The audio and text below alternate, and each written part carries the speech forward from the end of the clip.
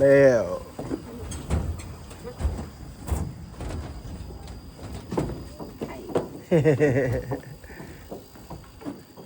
ขอบใจเด้อ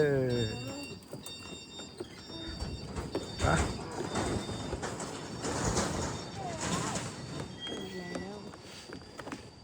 ร้านร้านถ่ายรูปความหมายว่าตรงสุดอันนั้นขึ้นไปนี้เลย อ๋อ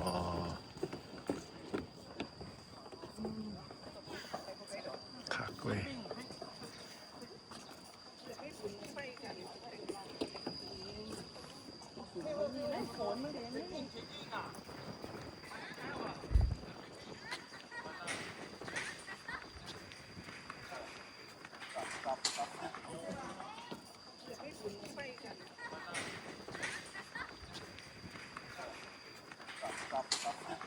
สร้างอยู่พุ่นคืออยู่ไก่แท้คืออยู่ไก่แท้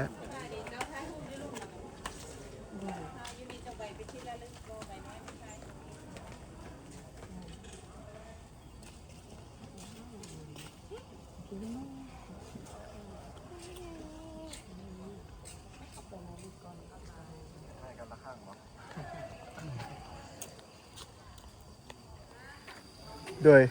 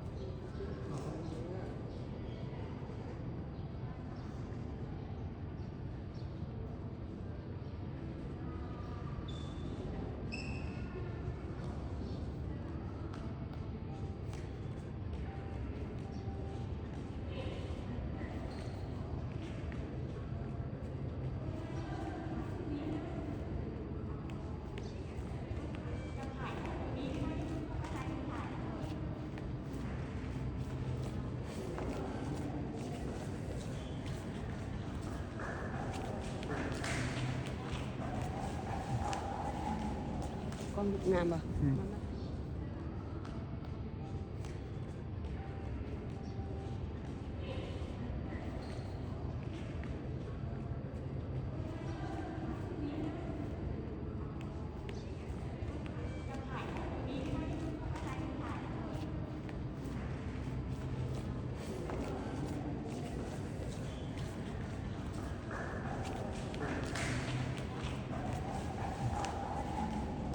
ก้อนงามป่ะ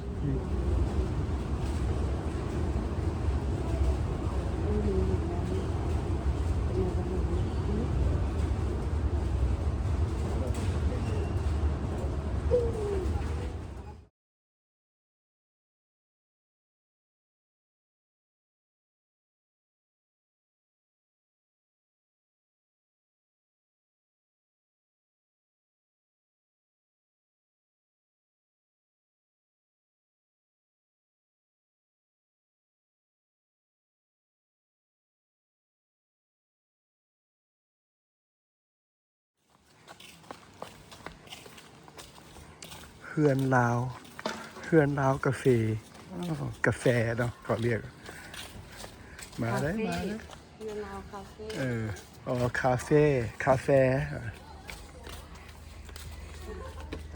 welcome โอ้บรรยากาศคักเนาะฟิลสบายสบาย เข้าไปทางข้างในพอดสิงแอร์เย็นนั่งข้างนอกสิงอันนั้นสิงเท่าสิงอันนั้นสิงแดด